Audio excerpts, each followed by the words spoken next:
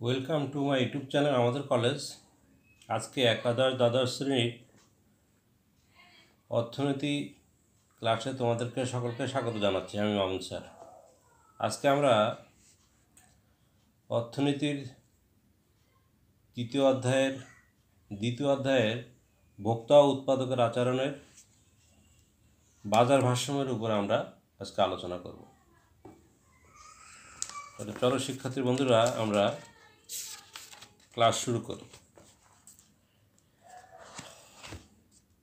তাহলে আজকের পাঠ হলো অর্থনীতি প্রথম পত্র। অর্থনীতি প্রথম পত্র, শ্রেণী একাদশ দ্বাদশ।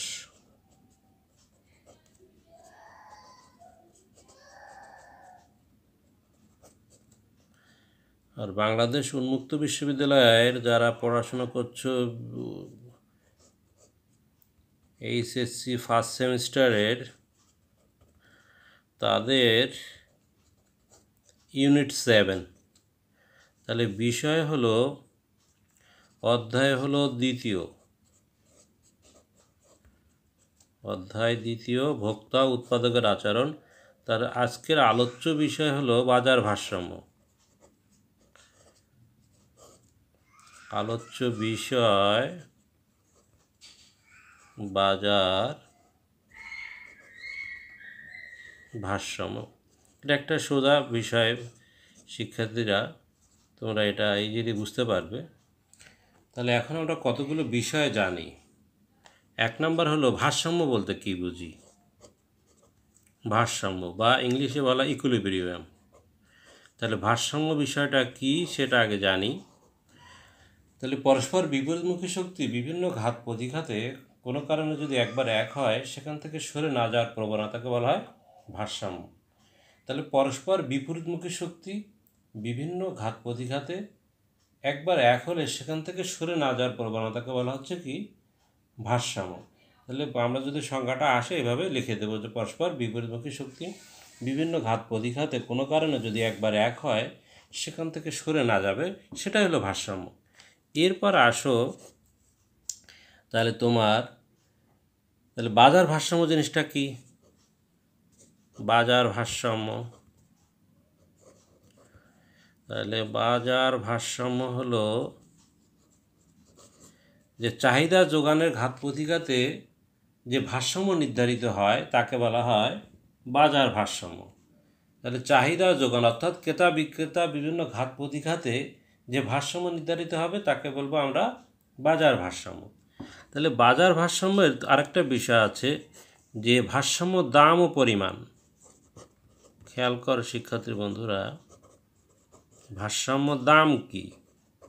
তাহলে এই বিষয়গুলো আমাদের আগে ধারণা নিতে হবে। ভারসাম্য দাম কি। 4 নম্বর হলো ভারসাম্য পরিমাণ।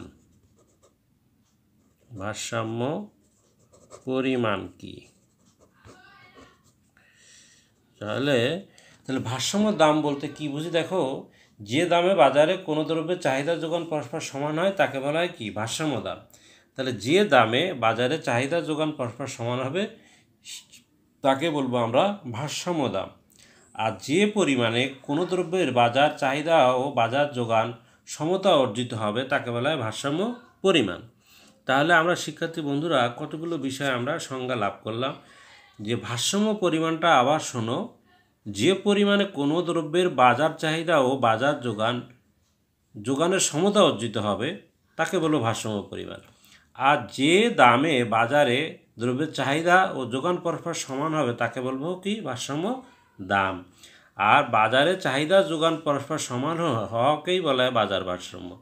আর ভারসাম্য জিনিসটা হলো কি, পরস্পর বিপরীতমুখী শক্তি বিভিন্ন ঘাত প্রতিঘাতে কোনো কারণে যদি একবার এক হয়, সেখান থেকে সরে না যাওয়ার প্রবণতাকে বলা হয় ভারসাম্য। এখন আমাদের বাজার ভারসাম্যের কোশ্চেনগুলো কিভাবে আসে আমরা খেয়াল করো।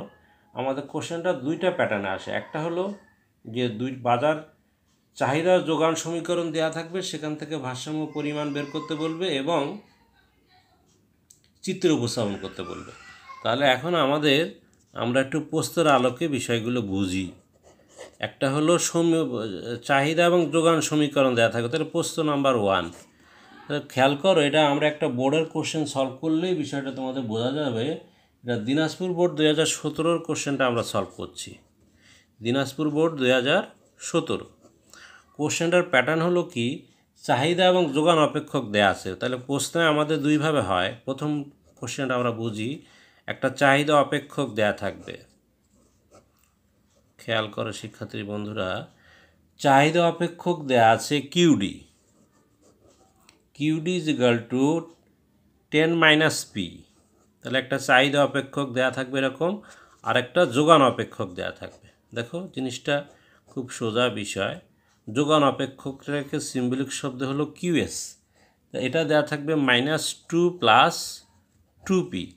তাহলে এরকম একটা চাহিদা অপেক্ষক একটা যোগান অপেক্ষক দেওয়া থাকবে, দিয়ে আমাদের মূলত সৃজনশীল কোশ্চেনে গ নাম্বারে বলবে ভারসাম্য দাম ও পরিমাণ নির্ণয় করো। কোশ্চেনটা থাকবে ভারসাম্য দাম ও পরিমাণ নির্ণয় করো। তাহলে শিক্ষার্থী বন্ধুরা, আমরা এটা খুব সোজা, পরিমাণ নির্ণয় করো।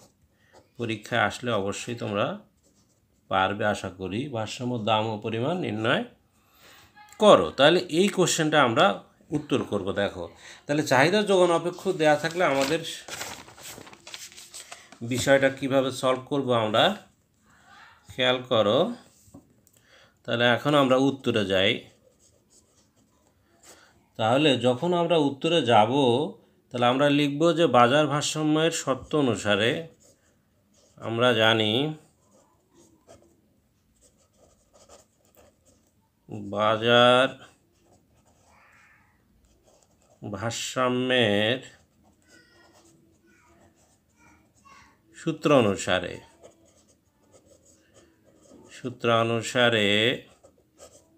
তাহলে বাজার ভারসাম্যের নিয়ম অনুসারে কি হয়, চাহিদা ইজ ইকুয়াল টু যোগান হয়। এটা হচ্ছে রুলস। তাহলে চাহিদা মানে ক্রেতা আর যোগান মানে বিক্রেতা। যেখানে ক্রেতা বিক্রেতা সমান হবে সেখানে ভারসাম্য দাম ও পরিমাণ নির্ধারিত হবে। অর্থাৎ আমরা সিম্বলিক শব্দ QD is equal to QS কথাটা লিখব। এরপরে আমরা মানগুলো বসাবো। খেয়াল করো, চাহিদা অপেক্ষকের মান 10 - পি ছিল, আর যোগান অপেক্ষকের মান ছিল -2 + 2p। তারপরের কাজটা কী হবে শিক্ষার্থী বন্ধুরা, মাঝখানে সমান থাকলে এটা পাশে বা সিম্বলটাই অ্যাপ্লাই করবা। এরপরে পিগুলোকে এক পাশে নিয়ে আসবে। দেখো -পিটা এ পাশে রেখে দিলাম, আর +2pটা এই পাশে আসলে -2p হয়ে যায়। বীজগণিতের বক্তব্য হলো কোনো কিছু সাইড চেঞ্জ করলে সাইন চেঞ্জ হয়, প্লাস থাকলে মাইনাস, মাইনাস থাকলে প্লাস। এইবার দেখো এই -2টা এই পাশে রয়ে গেল, এই +10টা এই পাশে যেয়ে -10 হয়ে গেল। এরপর আসো শিক্ষার্থী বন্ধুরা, একই চিহ্ন যোগ হয়ে সেই চিহ্নটা বসে। -p আর -2p যোগ করলে হয় -3p, আর এখানে হবে -12। তাহলে খেয়াল করো, p = কত, -12 ডিভাইডেড -3। তাহলে মাইনাস মাইনাস কেটে দাও, তাহলে 3 × 4 = 12। তাহলে এভাবে আমরা কি করব শিক্ষার্থী বন্ধুরা, চাহিদা ইজ ইকুয়াল টু যোগান সমান করলে একটা পি এর তুমি মান পাবে। তাহলে আমরা দেখো পি এর মান আমরা সবসময় পি এর একটা মান পাবই। তাহলে সেই পি এর মানটাকে, পি মানে প্রাইস, তাহলে এইটা কি ভারসাম্য দাম কিনা সেটা যাচাই করার জন্য পি এর মানটা আমরা চাহিদা এবং যোগান অপেক্ষকে বসাবো। অর্থাৎ এখানে বসাবো, এই পাশে বসাবো, বসাই দুইজনের মান একই হতে হবে। তারপর এবার লিখবো আমরা, খেয়াল করো, এবার পি এর মান চাহিদা ও যোগান অপেক্ষকে বসিয়ে পাই। চাহিদা ও যোগান অপেক্ষকে বসিয়ে পাই। খেয়াল করো শিক্ষার্থী বন্ধুরা, চাহিদা ও যোগান অপেক্ষক, প্রথমে চাহিদায় বসাবো। তাহলে চাহিদা অপেক্ষকটা কী ছিল, এইভাবে পরীক্ষা আমরা অ্যান্সার করবা, তাহলে স্যার বুঝতে সুবিধা হবে। তাহলে চাহিদা অপেক্ষকটা কী ছিল, খেয়াল করো, কিউডি = 10 - পি। খেয়াল করো, তাহলে পি এর জায়গায় আমরা 4 বসাবো। 10 - 4 = কত, 6। তারপরে এই পাশে আমরা যোগান অপেক্ষক এক পাশে আমরা বসাতে পারি। তারপরে যোগান অপেক্ষকে বসাও। যোগান অপেক্ষকটা আমাদের কি ছিল, কিউএস সমান সমান -2 + 2p। তাহলে -2 + 2p এর মান আমরা কত পেলাম, 4। তাহলে খেয়াল করো -2 + 8, তাহলে খেয়াল করো 8 থেকে 2 গেলে থাকে 6। খেয়াল করো শিক্ষার্থী বন্ধুরা, এই কোশ্চেনটা নিজে নিজে রাইট করা যাবে। যদি চাহিদা যোগানের দুজনের মান একই হয় তাহলে আমার বুঝতে হবে যে অঙ্কটা আমার ঠিক আছে। তাহলে এই পি এর মানটাকে বলো ভারসাম্য দাম, আর যে কোনো একটাকে বলো ভারসাম্য পরিমাণ। তাহলে আমরা এবার অ্যান্সারটা লিখে ফেলবো। অতএব ভারসাম্য দাম,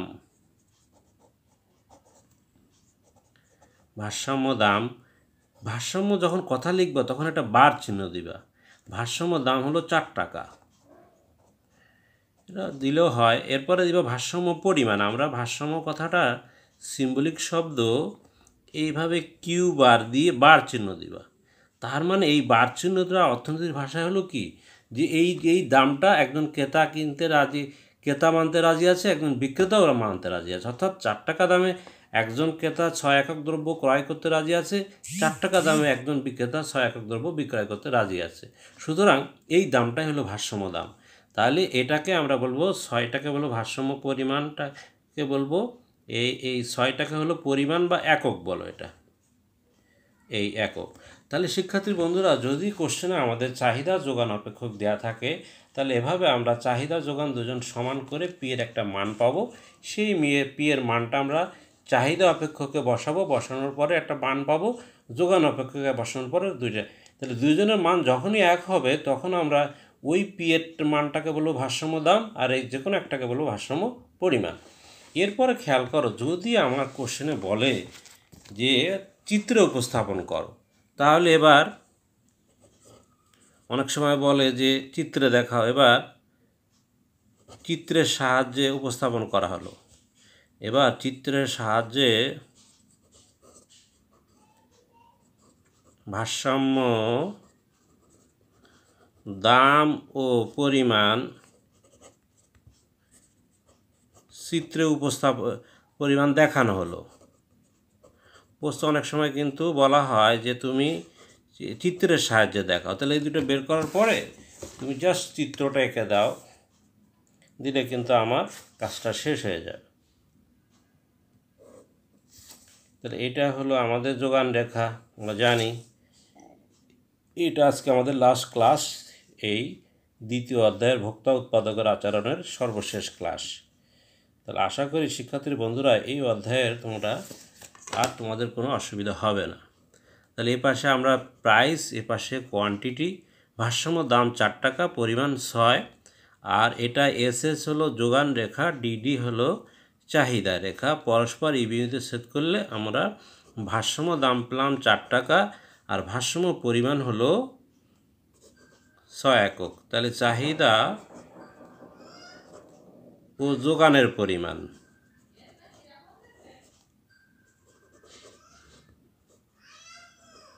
ঠিক আছে শিক্ষার্থী বন্ধুরা, এখন খেয়াল করো প্রশ্নে এবার ঘ নম্বর উচ্চতর দক্ষতার ক্ষেত্রে অনেক সময় বলে যে দ্রব্যের দাম যদি 6 টাকা হয় তাহলে বাজার অবস্থা কি হবে।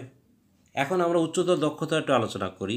ঘ নম্বরে তোমার বললো যে বাজারে তুমি তো ভারসাম্য দাম 4 টাকা নির্ধারণ করলে, যে দাম 6 টাকা হলে 6 টাকা হলে বাজার অবস্থা কেমন, বাজার অবস্থা কেমন হবে,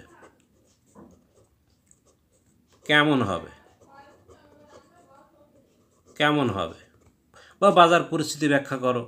তারপরে যদি আবার তোমার বলে, বা যদি বাজারের দ্রব্যের দাম যদি 3 টাকা হয় তাহলে 3 টাকা হলে বাজার অবস্থাটা কি হবে। তাহলে এখন শিক্ষার্থী বন্ধুরা এই কোশ্চেনটা আলোচনা করতে গেলে আমাদের চিত্র রাখতে হবে। তাহলে চিত্র এঁকে আমরা এভাবে ব্যাখ্যা করে দেব যে বাজারে দ্রব্যের দাম 4 টাকা ভারসাম্য নির্ধারণ হওয়ার পরে সরকার, তুমি যদি মনে করো যে 6 টাকা হলে কি অবস্থা হবে, এই 6 টাকা হলে কি অবস্থা হবে, 3 টাকা হলে কি অবস্থা হবে, সেই সিচুয়েশনটা তোমাকে ব্যাখ্যা করতে হবে।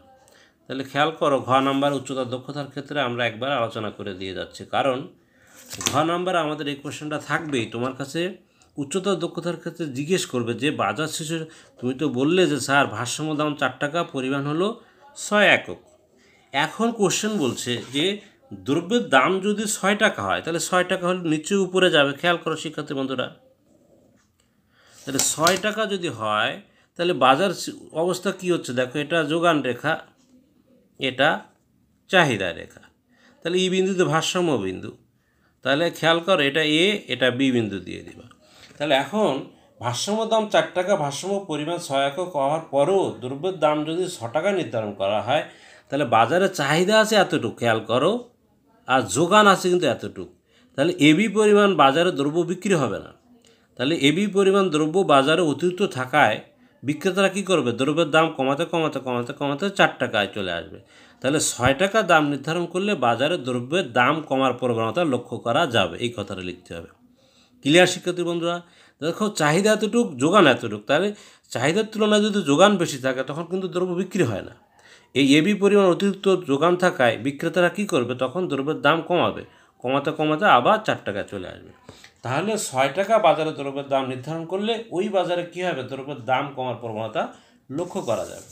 এখন যদি বলে বাজারে 3 টাকা দাম নির্ধারণ করলে কী হবে, খেয়াল করো। তাহলে আমরা এভাবে 3 টাকার চিত্র আঁকো। 3 টাকা দাম নির্ধারণ করলাম, মনে করো এটা হচ্ছে কে, এটা হচ্ছে এল। তাহলে 3 টাকা দাম নির্ধারণ করলে দেখো যোগান আছে এতটুক কিন্তু চাহিদা আছে এতটুক পরিমাণ। তাহলে কেএল পরিমাণ অতিরিক্ত চাহিদা থাকায় যখন মাল দ্রব্য সামগ্রী কম থাকে, মানুষ কিনতে বেশি চায়, তখন বিক্রেতারা কী করে, শিক্ষার্থীরা দ্রব্যের দাম বাড়ায়। তাহলে 3 টাকা দাম নির্ধারণ করলে বাজারে কেএল পরিমাণ অতিরিক্ত চাহিদা থাকায় বিক্রেতারা দ্রব্যের দাম বাড়াতে থাকবে, অর্থাৎ বাড়াতে বাড়াতে আবার ইতে চলে যাবে। তাহলে 6 টাকা দামে বাজারে দ্রব্যের দাম কমার প্রবণতা লক্ষ্য করা যাবে, আর 3 টাকা দামে বাজারে দ্রব্যের দাম বৃদ্ধির প্রবণতা লক্ষ্য করা যাবে। শিক্ষার্থী বন্ধুরা, এভাবে ব্যাখ্যাটা আমাদেরকে লিখে দিতে হবে উচ্চতর দক্ষতার ক্ষেত্রে। আশা করি আমরা বুঝতে পারলাম। তাহলে একটা চাহিদা যোগান অপেক্ষক দেওয়া থাকলে সেখান থেকে ভারসাম্য দাম ও পরিমাণ নির্ধারণ করার পরে যে আমাদেরকে যে ভারসাম্য দাম পরিমাণ বের করতে বলবে, এবং সেখান থেকে আমাদের উচ্চতর দক্ষতার ক্ষেত্রে চিত্রের সাহায্যে আমরা এই ব্যাখ্যাগুলো করতে পারবো। এখন দেখো কোশ্চেনটা আবার অন্য ধরনের আসে। যদি পরীক্ষা আবার দেখো প্রশ্ন প্যাটার্ন নাম্বার 2, খেয়াল করো বাজারে আমাদের কোশ্চেনটা এরকম, আবার এটা আরও সোজা জিনিস, আমাদের বক্স দিয়ে দেবে এরকম কয়েকটা, এরকম দিলেও তখন কিন্তু আরও ইজি। দেখো কোশ্চেন আবার এভাবে আসতে পারে। তাহলে আমাদের দাম, চাহিদা, যোগান বিষয়টা দেয়া থাকবে, এক পাশে থাকবে দাম, আর এক পাশে চাহিদা, আর এক পাশে যোগান। খেয়াল করো শিক্ষার্থীর বন্ধুরা, কোশ্চেন আরেক ধরনের কোশ্চেন দেখাচ্ছি আমরা। তাহলে এই পাশে দাম দেয়া থাকবে, এ পাশে এখানে লেখা থাকবে চাহিদা, এর পাশে এখানে লেখা থাকবে যোগান। তাহলে খেয়াল করো আমরা বিষয়টা দাম 1 2 3 4টা আছে, এটাও কিন্তু একটা বোর্ড কোশ্চেন আলোচনা করছি আমরা। চট্টগ্রাম বোর্ড 2017 দেখো এরকম একটা কোশ্চেন আসছে। তাহলে এটা দিয়ে আমরা বাজার ভারসাম্যের কোশ্চেনটা বোঝার চেষ্টা করি। তাহলে 4 টাকা দাম, তাহলে এখানে 10 10, এটা হলো 8 5, এটা হলো 2, আর যোগান খেয়াল করো 2 3 5 6। এখন এই জায়গায় দেখো গ নম্বরে বলছে চিত্রের সাহায্যে ভারসাম্য দাম ও পরিমাণ দেখাও। গ নাম্বারে কোশ্চেন, চিত্রের সাহায্যে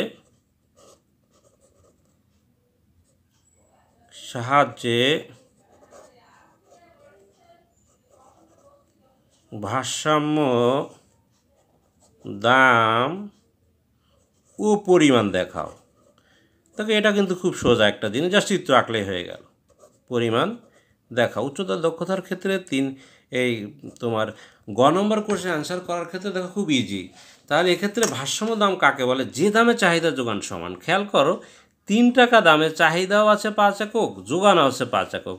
তাহলে এই 3 টাকা হলো ভারসাম্য দাম, এই 5 একক হলো চাহিদা, আর 5 একক হলো যোগান। তাহলে যে দামে চাহিদা যোগান সমান হবে সেই দামটাকে বলবো আমরা ভারসাম্য দাম, আর ওর সাথে চাহিদা যোগান ওইটাকে বলবো ভারসাম্য পরিমাণ। তাহলে আমরা শিক্ষার্থী বন্ধুরা একটা চিত্র এঁকে দেব। দেখো খুব সোজা জিনিস। তাহলে একটা চিত্র এঁকে দিলেই কিন্তু আমাদের ব্যাখ্যাটা হয়ে যাবে। চিত্র আঁকলেই আমার 3 মার্ক পেয়ে যাব আমি। সোজা জিনিস। অর্থনীতিতে কঠিন বলে অনেকেই, কিন্তু দেখো অর্থনীতি মজার বিষয়, বোঝার বিষয়। দেখো কত সোজা। তাহলে এটা হলো পরিমাণ, এটা হলো দাম। তাহলে ভারসাম্য দামটাকে আমরা এপাশে 3 টাকা আর ভারসাম্য পরিমাণ 5। তাহলে দেখিয়ে দিলাম আমরা কিভাবে চিত্রের সাহায্যে বাজার ভারসাম্য প্রতিষ্ঠিত হলো। তাহলে এই পাশে দাম আর এ পাশে চাহিদা ও যোগান। চাহিদা ও যোগানের পরিমাণ, এই কথাটুকু লিখে দিবা। এটা হলো গ নম্বরের কাজ শেষ। এইবার খেয়াল করো শিক্ষার্থী বন্ধুরা, অনেক সময় আমাদের উচ্চতর দক্ষতার ক্ষেত্রে আমাদের ঘ নম্বরে যেই বলে যে 1 টাকা দামে, ঘ নম্বরে দেখো বা ঘ নম্বরে আমাদের বলবে যে 2 টাকা ও 4 টাকা দামে বাজার পরিস্থিতি ব্যাখ্যা করো। 2 টাকা ও 4 টাকা দামে বাজার পরিস্থিতি ব্যাখ্যা করো। বাজার পরিস্থিতি ব্যাখ্যা করো। তাহলে দেখো এটা আমি বুঝাই। এখন আমরা ব্যাখ্যাটা এবার একটু লিখতে হবে, কিন্তু আমি মুখে বলে দিই। 2 টাকা দামে কী অবস্থা হচ্ছে খেয়াল করো। 8 একক চাহিদা আছে, যোগান আছে 3 একক, অর্থাৎ 8 পিস দ্রব্যর চাহিদা মানুষ কিনতে যাচ্ছে, দ্রব্য বিক্রি করার জন্য আছে 3 পিস। তাহলে কি হচ্ছে এখানে দেখো চাহিদা বেশি কিন্তু যোগান কম। তাহলে 8 পিস দ্রব্য চাহিদা আছে, 3 পিস দ্রব্য যোগান আছে, তাহলে 5 পিস অতিরিক্ত যোগান চাহিদা থাকায় বিক্রেতার কী করবে, দ্রব্যের দাম বাড়াবে। তাহলে দ্রব্যের দাম 2 টাকা থেকে বেড়ে 3 টাকা হবে, এটা লিখে দিবা। তাহলে 2 টাকা দামে বাজার পরিস্থিতি কী হবে, যে অতিরিক্ত চাহিদা থাকায় বাজারে দ্রব্যের দাম বৃদ্ধি পেয়ে 3 টাকা হবে। এটা হচ্ছে 2 টাকার পরিস্থিতি ব্যাখ্যা। এরপর আসো, বলছে যে দাম যদি 4 টাকা হয়, খেয়াল করো এইবার শিক্ষার্থীদের সূচিতে আসি। 4 টাকা হলে চাহিদা 2 পিস, যোগান আছে 6 পিস, অর্থাৎ দেখো মানুষ কিনতে চাচ্ছে 2টা, বিক্রেতা বিক্রি করতে চাচ্ছে 6 পিস। তাহলে 6 থেকে 2 বাদ দিলে 4 পিস অতিরিক্ত দ্রব্য বিক্রি হচ্ছে না। তখন বিক্রেতারা কি করবে, দ্রব্যের দাম কমাবে। তাহলে 4 টাকা দামে বাজারে দ্রব্যের দাম বিক্রি না হয়, বিক্রেতা দ্রব্যের দাম কমায় 3 টাকায় চলে যাবে। তাহলে এভাবে আমরা বাজার পরিস্থিতি 2 টাকা ও 4 টাকা ব্যাখ্যা করে দেব পরীক্ষায়। তাহলে আবার বলি, 2 টাকা দামে অতিরিক্ত 5 পিস চাহিদা থাকায় বিক্রেতারা দ্রব্যের দাম বাড়ায় 3 টাকা করবে। আর 4 টাকা দামে 4 পিস দ্রব্য বিক্রি না হয়, বিক্রেতারা দ্রব্যের দাম কমায় 3 টাকা করবে। তাহলে 2 টাকা দামে বাজারে দ্রব্যের দাম বৃদ্ধির প্রবণতা লক্ষ্য করা যাবে, আর 4 টাকা দামে বাজার দ্রব্যের দাম কমার প্রবণতা লক্ষ্য করা যাবে। এটাই হলো কি, যে উচ্চতর দক্ষতার ক্ষেত্রে আমাদের এরকম কোশ্চেন দিয়ে দিতে পারে, 2 টাকা ও 4 টাকা দামে বাজার পরিস্থিতি ব্যাখ্যা করো। তাহলে শিক্ষার্থী বন্ধুরা, আমরা বিষয়টা বুঝতে পারলাম। এখন আমরা লাস্ট স্টেপে যাই। দেখো লাস্ট কোশ্চেনটা হলো 3 নম্বর, হলো ভারসাম্য দামের উপর চাহিদা ও যোগানের প্রভাব। এখন 3 নম্বর কোশ্চেন প্যাটার্নটা আলোচনা করি,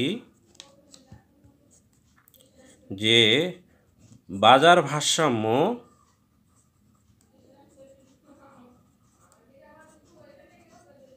ভারসাম্য দামের উপর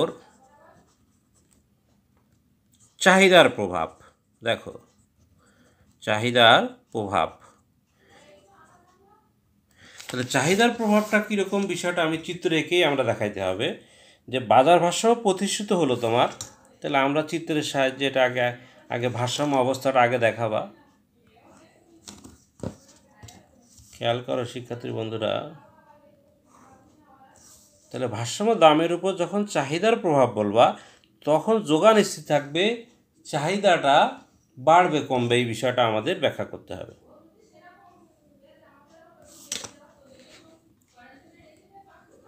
খেয়াল করো, তাহলে এসে যোগান, ডি চাহিদা, পরস্পর ইবিতে সমান হলো ভারসাম্য দাম ওপি, ভারসাম্য পরিমাণ ও কিউ।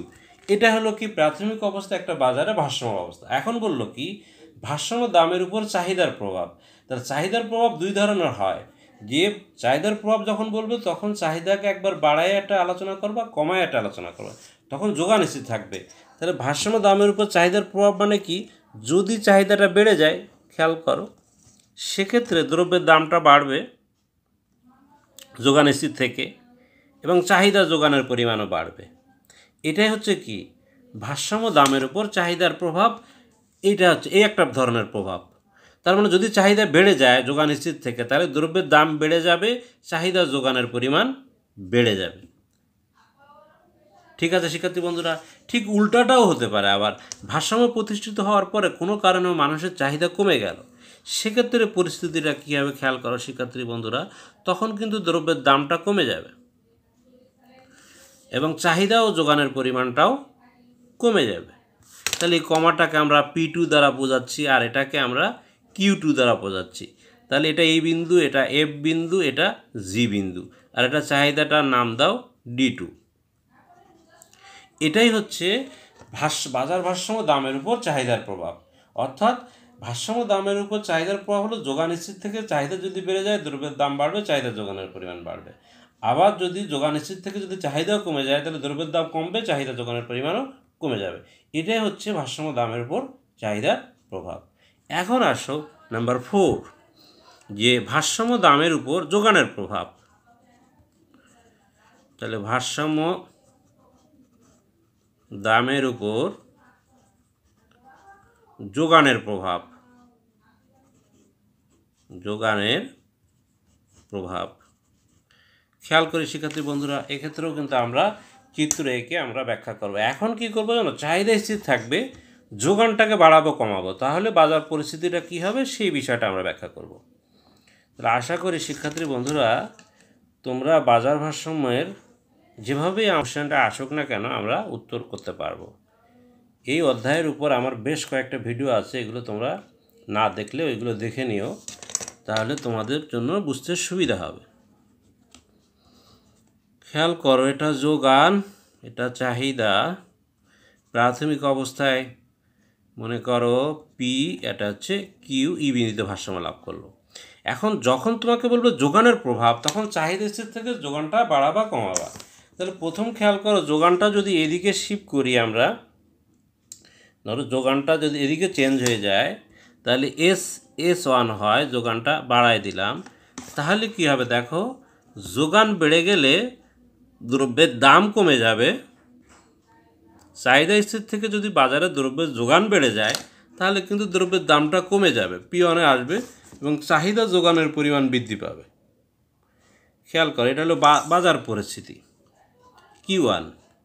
এরপর আবার খেয়াল করো, যদি তোমার যোগানটা কমাও, আবার যদি সাপ্লাই কমায় দাও, তাহলে কিন্তু দ্রব্যের দামটা বেড়ে যাবে। খেয়াল করো, বাস্তবে কিন্তু এগুলো হয়, অর্থনীতি কিন্তু একবার বাস্তবসম্মত। তুমি বাজার সিচুয়েশানে এরকম অবস্থা দেখলেই দেখবা যে সাপ্লাই যখন তুমি কমাই দিবা, তখন অটোমেটিকলি দ্রব্যের দামটা বেড়ে যাবে এবং চাহিদা যোগানের পরিমাণও কমে যাবে।